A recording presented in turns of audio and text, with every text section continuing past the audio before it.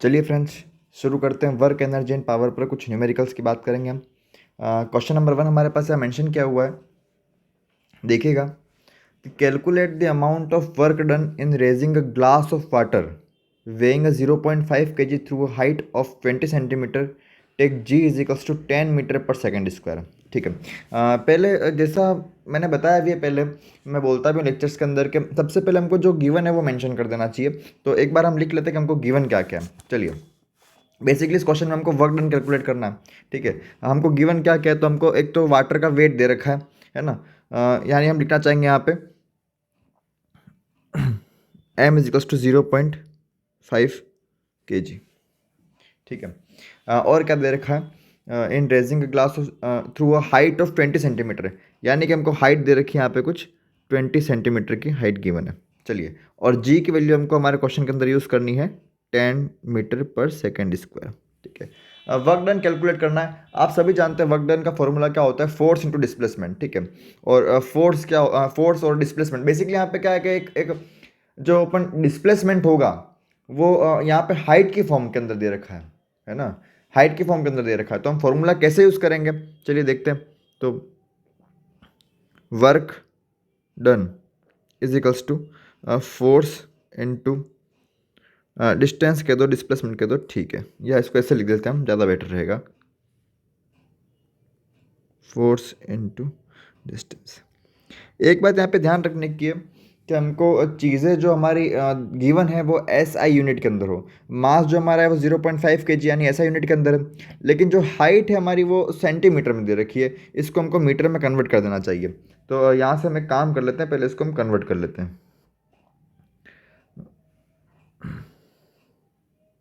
Okay, चलिए कोई बात नहीं, यहाँ से ही कर लेंगे हम। एच इजिकल्स टू क्या हो जाएगा, 20 सेंटीमीटर कितना हो जाएगा, तो ये आपका हो जाएगा 0.20 मीटर। ठीक है। चलिए, तो लिखना चाहेंगे हम work is equals to force की वैल्यू कितनी है, तो फोर्स हमारा हो जाएगा यहाँ पे, force generally m into a लिखते हैं, लेकिन यहाँ पे क्योंकि एसिलरेशन ड्यू टू ग्रेविटी है तो हम यहाँ लिखेंगे एम इंटू जी। और डिस्टेंस क्या हो जाएगा हमारा, हाइट। दिस इम्प्लाइज वर्क हो जाएगा हमारा एम इंटू जे, एम कितना है 0.5, जी कितना है 10, और हमारी हाइट कितनी है 0.20।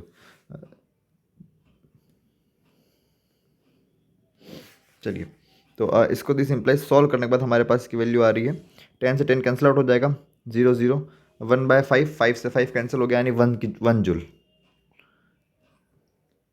हमारे पास नेट वर्क डन क्या आ गया, 1 जूल। ठीक है। ये वर्क के ऊपर बेसिक सा न्यूमेरिकल है, सीधा फॉर्मूला अप्लाई करना है। और ध्यान रखे जाने वाली बातें यहाँ पे हैं कि आपको ऐसा यूनिट के अंदर आपकी यूनिट्स को कन्वर्ट करना ज़रूरी है। ठीक है। चलिए अगला क्वेश्चन देखते हैं। चलिए, तो क्वेश्चन हमारे पास ये है कि gardener moves a lawn roller through a distance of 100 metre with a force of 50 newton. Calculate his wages if he is to be paid 10 paisa for doing 25 joule of work. It is given that the applied force is inclined at 60 degree to the direction of the motion. देखिए basically क्या है इस question में कि जो gardener है वो जो घास काटने की मशीन है जिसको लॉन रोलर कह रहे हैं या फिर, है ना, तो उसको क्या कर रहा है, वो एक गार्डन में क्या कर रहा है, मूव करा रहा है, लेके जा रहा है ना, चला रहा है उसको। ठीक है। तो ऑब्वियसली अगर चला रहा है तो फोर्स अप्लाई हो रहा है, और फोर्स है और चल रहा है तो डिस्प्लेसमेंट भी आ रहा है, डिस्टेंस भी कवर हो रहा है। तो यहाँ दे रखा है कि फोर्स जो लग रहा है 50 न्यूटन दे रखा है, और जो डिस्प्लेसमेंट या जो डिस्टेंस कवर कर रहा है वो फोर्स के साथ में, है ना, वो कितना है, 100 मीटर है। ठीक है। अब यहाँ इसने क्वेश्चन को थोड़ा सा घुमाने के लिए यूँ पूछा है कि अगर वो अगर 25 जूल ऑफ वर्क करता है, अगर गार्डनर 25 जूल ऑफ वर्क करता है तो उसको 10 पैसा मिलता है। ठीक है। तो उसको यहाँ पे बेसिकली टोटल कितना उसको वेज मिलेगा, पैसा टोटल कितना उसको अमाउंट मिलेगा। तो भाई हमको बेसिकली कैलकुलेट क्या करना है, यहाँ पे टोटल वर्क कैलकुलेट करना है। यहाँ कहीं भी यूँ मेंशन नहीं किया सीधा कि total calculate the total amount of work, mention किया है टोटल अमाउंट, टोटल वेजेस या वेजेस कैलकुलेट करनी है इसकी हमको, है ना। तो ऑब्वियसली वेज है वो वर्क पर डिपेंड कर रही है, तो हमको कैलकुलेट वर्क ही करना है, वर्क डन कैलकुलेट करना है। और कुछ गिवन यहाँ पे है, तो गिवन ये है कि जो हम फोर्स लगा रहे हैं उस जो मशीन के ऊपर, रोलर के ऊपर जो हम फोर्स लगा रहे हैं वो 60 डिग्री पर है ना। मोशन से 60 डिग्री के ऊपर क्या है, वो हमारा क्या है, फोर्स हम अप्लाई कर रहे हैं इसके ऊपर। तो चलिए एक बार जो जो गिवन है उसको हम लिख लेते हैं यहाँ पे। तो बेसिकली हमको एक तो डिस्टेंस दे रखा है, एस इजिकल्स टू 100 मीटर हम यहाँ लिखना चाहेंगे, ठीक है। और लिखा हुआ है यहाँ पे फोर्स, तो फोर्स की वैल्यू कितनी है, 50 न्यूटन, ठीक है। और कुछ थीटा दे रखा है 60 डिग्री। चलिए थीटा इजिकल्स टू 60 डिग्री। तो हम लिखते हैं, पहले हम हमारा काम क्या है कि हम यहाँ से हम वर्क कैलकुलेट कर लेते हैं। तो वर्क क्या हो जाएगा, W इजिकल्स टू क्या हो जाएगा, अब देखो F फोर्स इंटू डिस्प्लेसमेंट होता है, तो हम dot product F dot S लिखते हैं, तो ये एफ एस कॉस थीटा हो जाएगा। हमारे पास थीटा गिवन है, इसलिए हम क्या करेंगे, डॉट प्रोडक्ट को हम ओपन कर लेंगे, तो एफ एस कॉस थीटा हो जाएगा। तो लिखना चाह रहा हूँ मैं यहाँ पे एफ एस कॉस थीटा, ठीक है। दिस इंप्लाइज दैट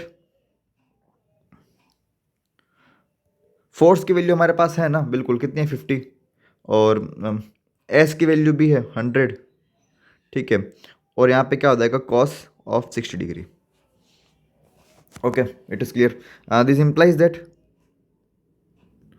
वर्क की वैल्यू क्या हो जाएगी, तो 50, सॉरी चलो ठीक है, जीरो लगा ही लेते हैं, इंटू कॉस 60 कितना हो जाएगा आपके, तो 1/2, और ये हमारा जो आएगा net, this implies that 2500 joule हमारे पास क्या आएगा, वर्क आ जाएगा, ठीक है। ये हमने नेट वर्क फाइंड कर लिया।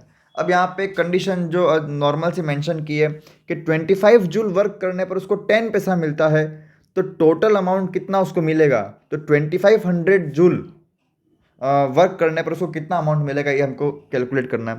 तो ठीक है, हम इसको देख लेते हैं। चलिए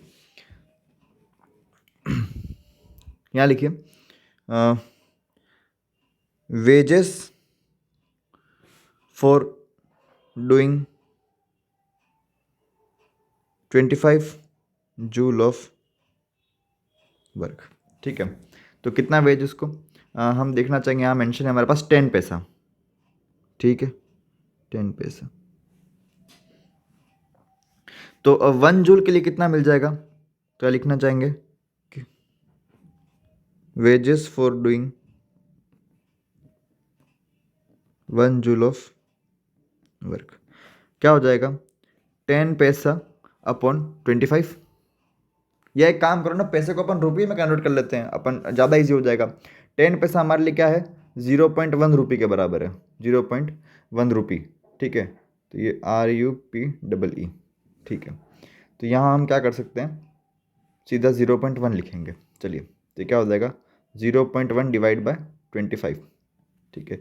ये 25 ये 1 जूल की बात हो गई। अब 2500 जूल निकालना है, तो क्या करेंगे, मल्टीप्लाई कर देंगे, ठीक है। तो लिखिए यहाँ पे wages for doing 2500 joule of work क्या हो जाएगा, 0.1 अपॉन 25 तो है ही है, इंटू 2500, ठीक है।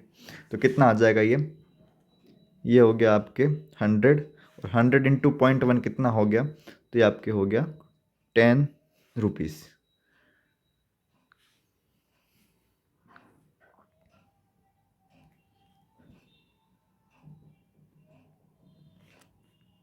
ठीक है। 10 रुपीज़ क्या हो गया, इसका हमारा नेट आंसर हो गया।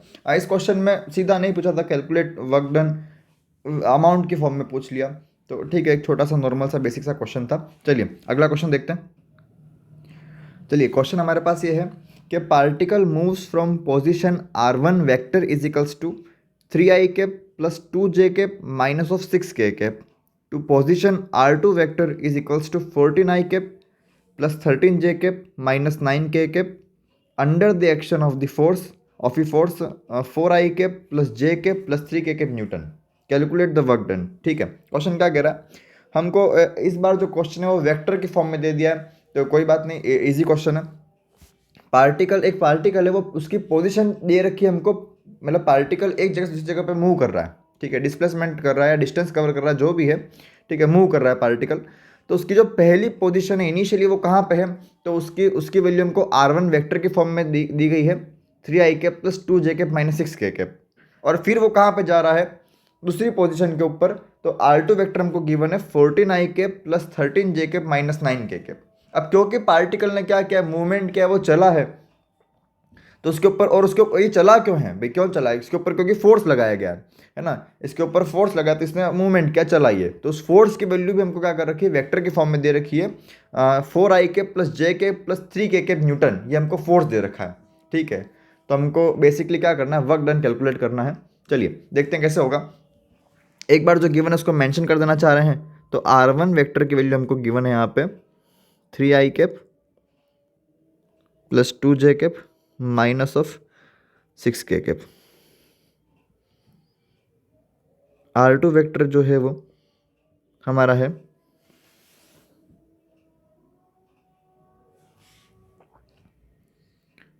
14i cap plus 13j cap minus of 9k cap. ठीक है, और फोर्स की हमको वैल्यू दे रखी है, एफ वेक्टर हम इसको मेंशन कर देते हैं 4i cap plus J cap plus 3k cap newton. चलिए अब हम पहले क्या करना है, हमको वर्क निकालना है। तो वर्क क्या होता है, फोर्स इंटू डिस्प्लेसमेंट, यानी हमको पहले डिस्प्लेसमेंट निकालना है, फिर हमको आगे बात करनी है। तो डिस्प्लेसमेंट तुम लिखना चाहेंगे, देखो अब पार्टिकल पहले R1 पर था, फिर R2 पर गया, यानी उसने मूवमेंट कहाँ से कहाँ पे किया, 1 से 2 पर। तो इसको ऐसे लिखेंगे हम R12, क्योंकि पहले 1 पर था फिर 2 पर गया, मतलब R12। ठीक है, और R12 का फॉर्मूला क्या होता है, तो इसका फॉर्मूला होता है R2 vector minus R1 vector, R2 vector minus R1 vector. जब हम वेक्टर के बारे में बात कर रहे थे तब हमने इस तरह की चीज़ें वहाँ पे पढ़ी थी कि R12 को कैसे लिखना है, R21 को कैसे लिखना है, तो ये सब है ना। तो अगर R12 लिखा हुआ है यानी 1 से 2 पर मूव करा, तो R2 माइनस R1 वेक्टर क्या होगा, हम इसको लिखेंगे।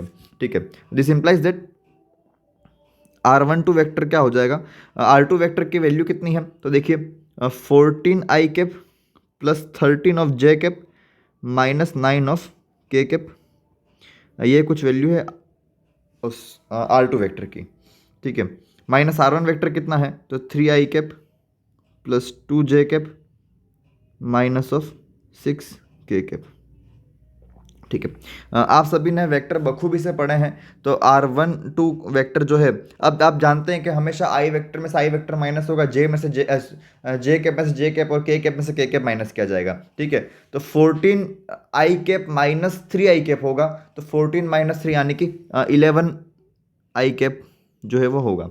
ठीक है, plus 13j cap minus of 2j cap, भाई माइनस प्लस माइनस हो जाएगा, 13 माइनस 12 कितना हो जाएगा, तो 11j कैप जो हो जाएगा। ठीक है, और माइनस 9k कैप और minus minus plus 6k cap है ना, ब्रैकेट के बाहर एक माइनस और है, भूलना मत। तो minus 9k cap plus 6k cap, तो ये आपका हो जाएगा माइनस 3 ऑफ k कैप। तो यहाँ हम लिखना चाहेंगे माइनस 3 ऑफ k कैप। ये हमारे पास क्या आ गई, R12 की वैल्यू आ गई। चलिए हम बात करना चाहेंगे फोर्स के ऊपर। तो ठीक है,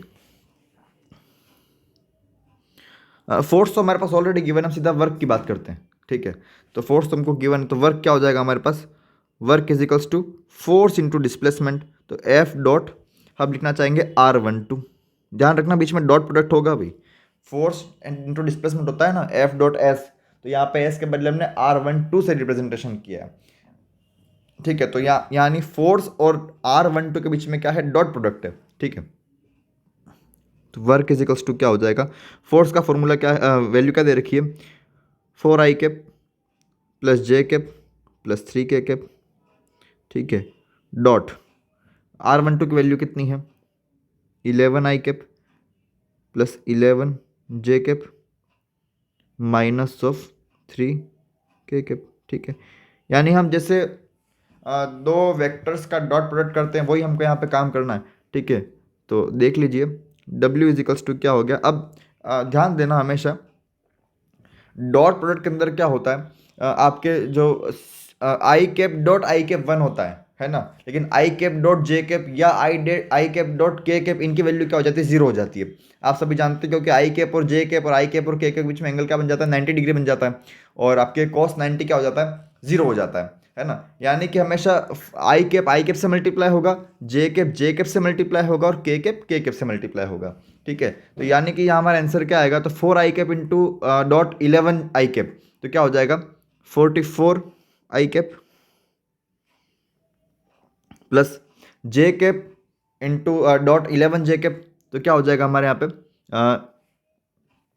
अच्छा एक बात और, ये आई कैप लिखा हुआ नहीं आएगा, क्योंकि आई कैप तो आई कैप 1 हो जाएगा, तो 4 आई कैप डॉट 11 आई कैप क्या हो जाएगा 44 प्लस जे कैप डॉट 11 जे कैप क्या हो जाएगा, तो ये 11 हो जाएगा आपके, और 3 डॉट -3 है ना भाई, 3 डॉट -3 क्या हो जाएगा आपके -9।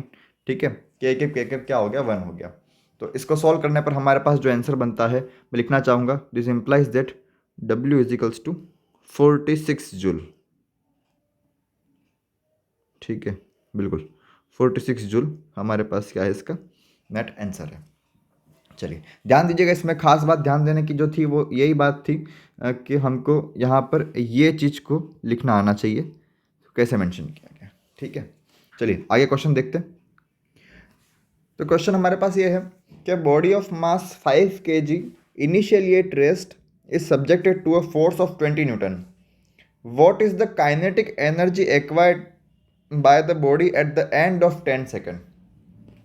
ठीक है, क्वेश्चन ये दे रखा है कि एक बॉडी है जिसका मास 5 kg है, शुरुआती में इनिशियली वो रेस्ट पर है, लेकिन जब उसको हम फोर्स लगाते हैं 20 न्यूटन का जो दिया हुआ है, हम जब उस बॉडी पर फोर्स लगाते हैं तो बॉडी मूवमेंट करती है। ठीक है, क्वेश्चन ये पूछा है कि उस बॉडी के अंदर कितनी काइनेटिक, अगर बॉडी मान लो 10 सेकंड तक चलती है ना, तो 10 सेकंड के अंदर या 10 सेकंड पर बॉडी के चलते चलते जब 10 सेकंड हो रहे होंगे तो उस वक्त उसके अंदर कितनी काइनेटिक एनर्जी आ जाएगी, है ना, यानी हमको काइनेटिक एनर्जी को क्या करना है, कैलकुलेट करना है। चलिए इजी सा क्वेश्चन है, तो देखिए मास क्या गिवन है हमको, एम की वैल्यू हमको 5 kg गिवन है। ठीक है, और फोर्स हमको गिवन है यहाँ पे 20 न्यूटन। ठीक है, और टाइम भी लिख लेते हैं हम, 10 सेकंड हमको दिया हुआ है। चलिए हमको काइनेटिक एनर्जी को फाइंड करना है, तो ये भी हम मेंशन कर ही लेते हैं, क्योंकि काइनेटिक एनर्जी का फॉर्मूला क्या होता है, तो हाफ एम वी स्क्वायर होता है, आप सभी जानते हैं। ठीक है, वी स्क्वायर, अब हमको यहाँ वेलोसिटी चाहिए, तो क्योंकि हम वेलोसिटी निकाल सकते हैं v is equals to u plus a t, है ना। एक बात और यहाँ पे मैं लिखनी रह गई है, हमको इनिशियली जो ऑब्जेक्ट मास है वो रेस्ट पर है, यानी u की वैल्यू क्या है यहाँ पे 0 है, u की वैल्यू क्या है 0 है, यानी v is equals to u plus a t से हम वेलोसिटी फाइंड कर सकते हैं।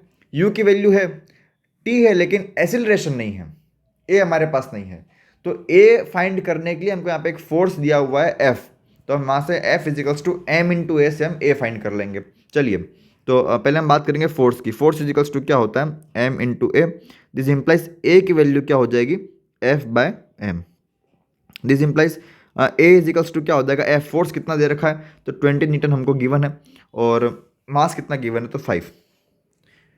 ओके, a इजिकल्स टू क्या हो जाएगा 4 मीटर पर सेकेंड का स्क्वायर।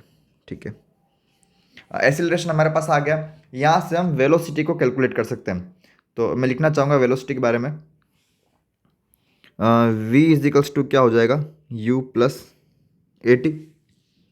ठीक है, this implies v is equals to u की वैल्यू हमारे पास 0 है, और a की वैल्यू 4 आ गई है, और t की वैल्यू 10 तो है ही है, गिवन है क्वेश्चन में, तो this implies v is equals to हमारे पास हो जाएगा 40 metre per second, 40 metre per second हमारे पास क्या आ गई वेलोसिटी आ गई। अब हम काइनेटिक एनर्जी को फाइंड कर सकते हैं, तो देखिए काइनेटिक एनर्जी क्या हो जाएगा half m v square, this implies kinetic energy is equals to क्या हो जाएगा हाफ एम की वैल्यू हमारे पास कितनी है 5 है। ठीक है, 5 और वी स्क्वायर यानी 40 इंटू 40। ठीक है, तो 2 और ये 20, और काइनेटिक एनर्जी हमारे पास जो आ जाएगी फाइनली वो आ जाएगी 4,000 जूल।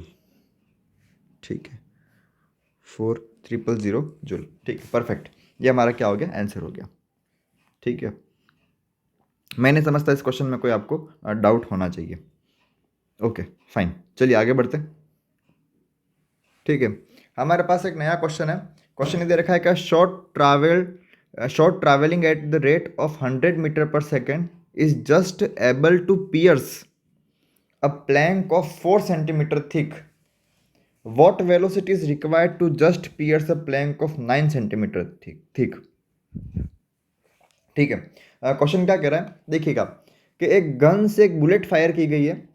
ठीक है, और उसको वो बुलेट जो आपके 100 मीटर पर सेकेंड की वेलोसिटी से जा रही है, तो वो बिल्कुल जस्ट एक जो प्लैंक जो होता है वो क्या होता है कि एक वुडन शीट होती है, मान लीजिए एक वुडन शीट है, थोड़ी सी है ना, हैवी होती है, थिक होती है। यहाँ पे थिकनेस कितनी दे रखी है हमको, 4 सेंटीमीटर, मतलब 4 सेंटीमीटर थिक एक वुडन शीट है। तो उस 100 मीटर पर सेकेंड की वेलोसिटी से जब बुलेट जाती है तो बिल्कुल बस उसको जस्ट पियर्स करती है, यानी पेनिट्रेट कर पाती है, उसके आर पार निकलती है बिल्कुल जस्ट, है ना, या आर पार नहीं, मतलब उसके जो पियर्स का मतलब क्या होता है, उसके अंदर एक होल हो जाता है ना। सर कह सकते हैं कि बिल्कुल उसके आर पार हो रही है, बस जस्ट आर पार हुई है, यूं नहीं कि आर पार होकर भी आगे चली गई, ऐसा नहीं, जस्ट आर पार हुई है। ठीक है, यानी 100 मीटर पर सेकेंड जो है वो मिनिमम वेलोसिटी है 4 सेंटीमीटर थिक प्लैंक को पेनिट्रेट करने की, पियर्स करने की। ठीक है, तो अगर 100 मीटर पर सेकेंड की वेलोसिटी है, वो 4 सेंटीमीटर थिक प्लेन को पियर्स कर सकती है, जस्ट पियर्स कर रही है, पेनिट्रेट कर रही है। तो अगर 9 सेंटीमीटर थिक प्लैंक रख दिया हमने, है ना, अगर 9 सेंटीमीटर की मोटाई का हमने अगर प्लैंक रख दिया, तो उस बुलेट को कितनी वेलोसिटी चाहिए कि उसको जस्ट पियर्स करे, है ना, बिल्कुल जस्ट क्या करे, एकदम मिनिमम वेलोसिटी कितनी होगी इस बुलेट की कि उस प्लैंक को क्या करे, वो पियर्स कर सके, पेनिट्रेट कर सके जस्ट। ठीक है, तो ये हमारा क्या है क्वेश्चन है। अच्छा, यहाँ पे एक बात ध्यान देने की है, हमको गन के बारे में कोई इन्होंने नॉलेज नहीं दिया। ठीक है, यानी हम ये बात समझ सकते हैं कि एक ही गन से क्या हुई है, दोनों बुलेट फायर की गई हैं। चलिए ठीक है, तो मेंशन करना चाहेंगे यहाँ पे, देखो यहाँ पे हमको एक वेलोसिटी गिवन है और एक वेलोसिटी के बारे में वो पूछ रहे हैं क्वेश्चन में, यानी दो वेलोसिटी का जिक्र होने वाला है या जिक्र हो रहा है, तो हम यहाँ पे वेलोसिटी को v1 v2 से डिनोट करना पसंद करेंगे। तो देखिएगा यहाँ पे v1 की वैल्यू हमको यहाँ पे गिवन है 100 मीटर पर सेकेंड। ठीक है, और जब 100 मीटर पर सेकेंड वेलोसिटी थी तो आपका जो बुलेट ने प्लैंक के अंदर कितना डिस्टेंस कवर किया, तो S1 की वैल्यू हमारे पास कुछ है, वो दे रखी है हम डिस्प्लेसमेंट में 4 सेंटीमीटर। ठीक है, और हमको v2 की वेलोसिटी पता नहीं है, लेकिन वेलोसिटी क्या होगी कि वो 9 सेंटीमीटर थिक प्लैंक को क्या करे, पियर्स कर सके, यानी S2 की वैल्यू कितनी होगी हमारे पास, 9 सेंटीमीटर। ठीक है, ये हमारा क्वेश्चन है। चलिए एक बात यहाँ पे समझने लायक आगे और भी है कि देखो बुलेट ने फोर्स लगाया, सॉरी गन ने फोर्स लगाया और बुलेट ने क्या किया, डिस्प्लेसमेंट किया, बुलेट आगे चली, है ना। तो मान लेते हैं गन ने जो फोर्स लगाया वो है आपके F। ठीक है, F फोर्स लगाने पर बुलेट, सबसे पहले वाले केस की बात करें हम, तो 4 सेंटीमीटर उसने क्या करा, प्लैंक को पेनिट्रेट किया, तो F इंटू S1। ठीक है, अब क्योंकि फोर्स लगा है, बुलेट चली भी है, यानी इस बुलेट के अंदर कुछ ना कुछ अमाउंट की काइनेटिक एनर्जी रही होगी, है ना। वो काइनेटिक एनर्जी इस वर्क डन के बराबर होगी ना भाई, वो काइनेटिक एनर्जी इस वर्क डन के बराबर होगी। तो हम क्या कह सकते हैं, वो हाफ m v1 स्क्वायर कह देते हैं।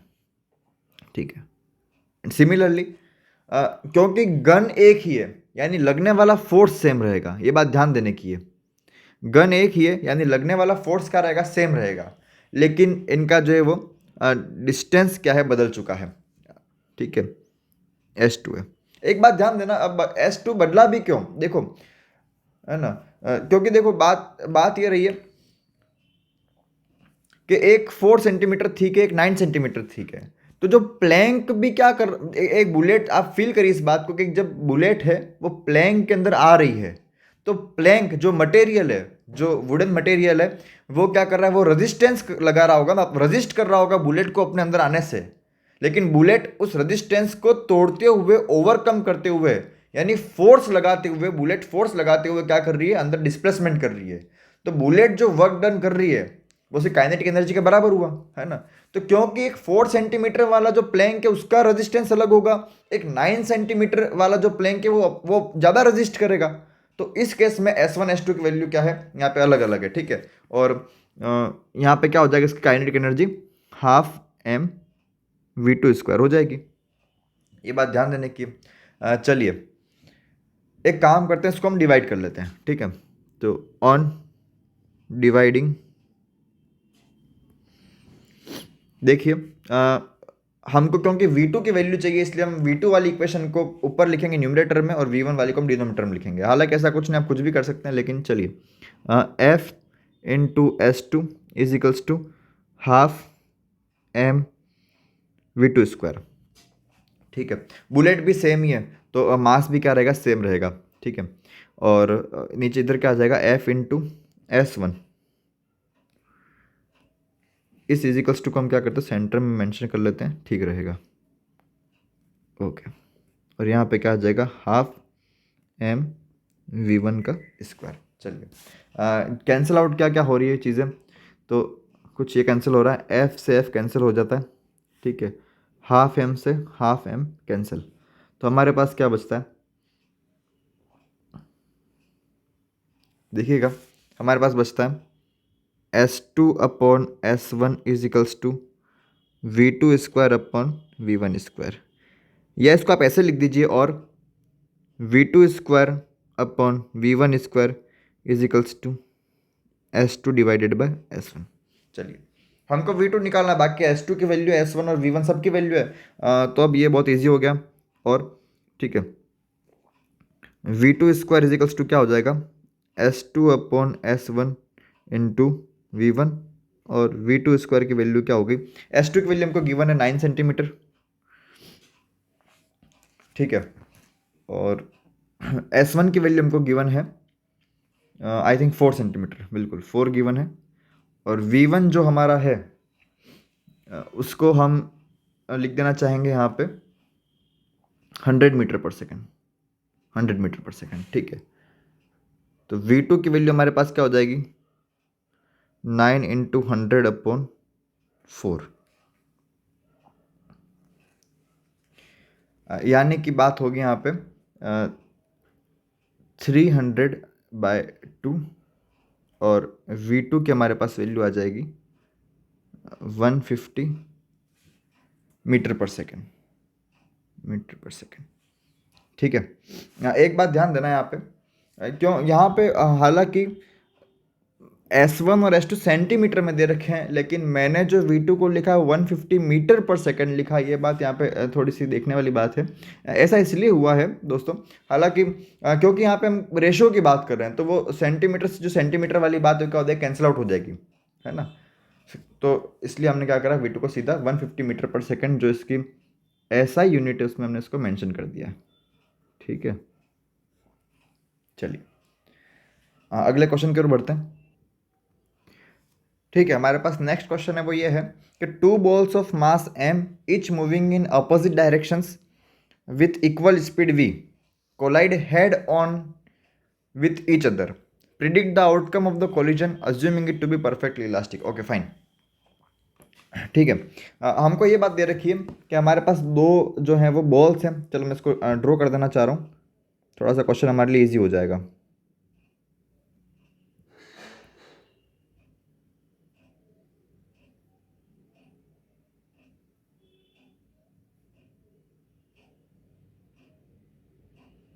ठीक है,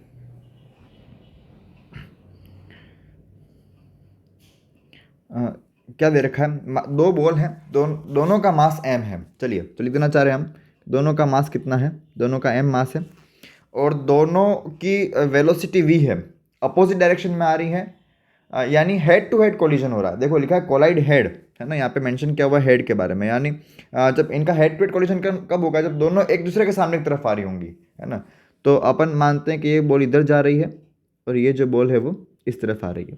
दोनों की वेलोसिटी सॉरी स्पीड कितनी है, v है, स्पीड सेम है। लेकिन आप देखिएगा जो जो मैंने बॉल लेफ्ट साइड में ड्रॉ करी है वो राइट हैंड साइड पे जा रही है, और एक बॉल लेफ्ट हैंड साइड पे जा रही है।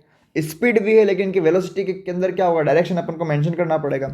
तो हम लिख देना चाह रहे हैं यहाँ पे कि इस बॉल की इनिशियल स्पीड जो कि अपन को v दे रखी है, अगर ये v है तो इसकी जिसको हम u2 कह रहे हैं उसकी वेलोसिटी क्या हो जाएगी, माइनस v हो जाएगी।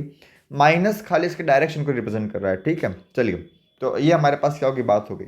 हमको क्वेश्चन ये पूछा है कि predict the outcome of the collision, कि जो कॉलिजन होगा उस मतलब उसमें उसकी क्या बातें रहेंगी, कैसा कॉलिजन होगा, कुछ क्या क्या बात निकल के आएगी, मतलब इसके हमको रिजल्ट से कुछ एनालिसिस करना है। इसका जो रिजल्ट हम फाइंड करेंगे उससे हमको कुछ एनालिस करना है, ठीक है। Assuming it to be perfectly elastic, collision कैसा, इलास्टिक कॉलिजन है। चलिए, ये बात हमको दी हुई है, तो हम लिख देना चाह रहे हैं गिवन क्या है। देखो, दो बॉल हैं, दोनों का मास कितना है, m है। लिख देते हैं अपन, चलो मान लो m1 और m2 क्या है आपके, बराबर है m के, ठीक है, m के बराबर है। और u1 की जो वैल्यू है वो है v, एंड u2 की जो वैल्यू है वो क्या है, माइनस v। क्लियर, ठीक है। हमको दोनों बॉल की क्या करते हैं, हम वेलोसिटी फाइंड करते हैं, ठीक है। तो वेलोसिटी लिखना चाहूँगा मैं, वेलोसिटी का फॉर्मूला होता है, पहले मैं बॉल नंबर 1 की लिखना चाहूँगा, ठीक है। या जो, चलो लिखता हूँ मैं सीधा कि वेलोसिटी, ये लिखते हैं ऐसे, चलो परफेक्टली इलास्टिक का है ना, तो for perfectly elastic collision, for perfectly elastic collision velocity will be, हमारी वेलोसिटी क्या होगी, तो देखिएगा v की वैल्यू हमारे लिए होती है m1 minus m2 plus 2 m2 u2 upon m1 plus m2। हालांकि ये जो है वो हम बॉल 1 के लिए बात करते हैं। चलो एक काम करते हैं, इसको v1 लिख देते हैं, ज़्यादा बेटर रहेगा v1 लिखना। पहली जो बॉल है जो लेफ्ट, जिसके लिए हमने u1 मेंशन किया, उसके लिए हम v1 की वैल्यू फाइंड करेंगे। तो v1 की वैल्यू क्या होगी, चलिए देखते हैं। क्योंकि v2 के अंदर क्या हो जाएगा, m2 माइनस m1 हो जाएगा और 2 m1 u1 हो जाएगा, है ना। तो इसको v लिखना से ज़्यादा अच्छा है v1 लिखना ज़्यादा बेटर है। चलिए, तो ठीक है, v1 की वैल्यू हो जाएगी, तो क्या हो जाएगी, v1 is to m1 minus m2। देखो m1 m2 बराबर, तो इसकी वैल्यू क्या हो जाएगी, 0 हो जाएगी, सीधा लिख रहा हूँ मैं। प्लस 2 m2 की वैल्यू m है और u2 की वैल्यू क्या है हमारे पास, माइनस ऑफ v, और m1 प्लस m2 मिला के क्या हो जाएगा, 2m, ठीक है। तो ये सब कट कटा के हमारे पास vm की वैल्यू क्या आएगी, this implies that vm is to minus 2mv upon 2m, और v1 is equals to minus of v, ठीक है। v1 की वैल्यू क्या आ गई, माइनस v। चलिए बात करते हैं v2 की।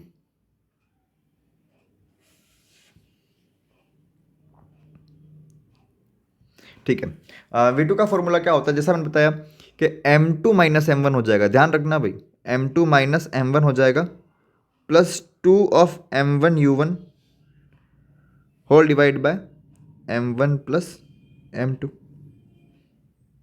और m2 माइनस m1 क्या हो जाएगा, दोनों m है तो 0 हो जाएगा ये पोर्शन, ठीक है।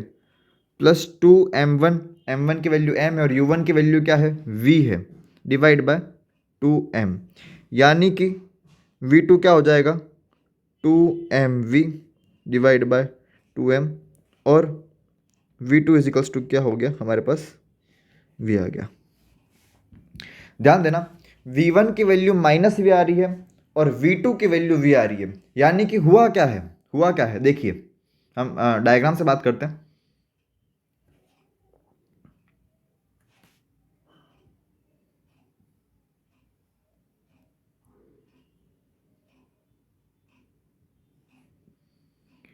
चलिए एक और बना लेते हैं, ठीक है। दोनों बॉल के साइज सेम है, समझ लीजिएगा। चलिए, क्योंकि दोनों का मास m था, ठीक है। इसकी जो वेलोसिटी आई है, फाइनल वेलोसिटी, बॉल जो 1 वाली बॉल है, ठीक है, उसकी वेलोसिटी कितनी है, माइनस v। पहले v थी, u1 की वैल्यू v थी और अब क्या हो गई, माइनस v हो गई, यानी स्पीड तो वही रही, डायरेक्शन अपोजिट हो गया।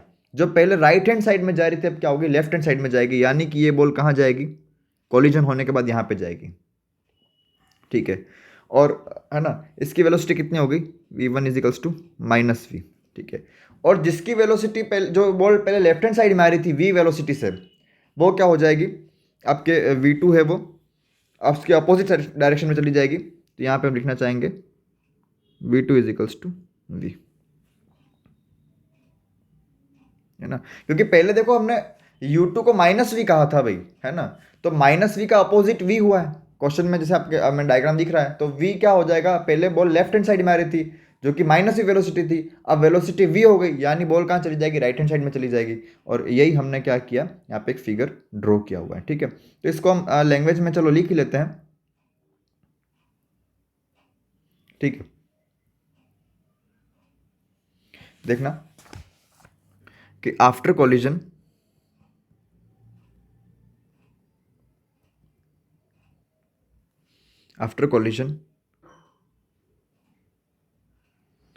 the two balls, यूँ लिखिए, the two balls will move with same speed, will move with same speed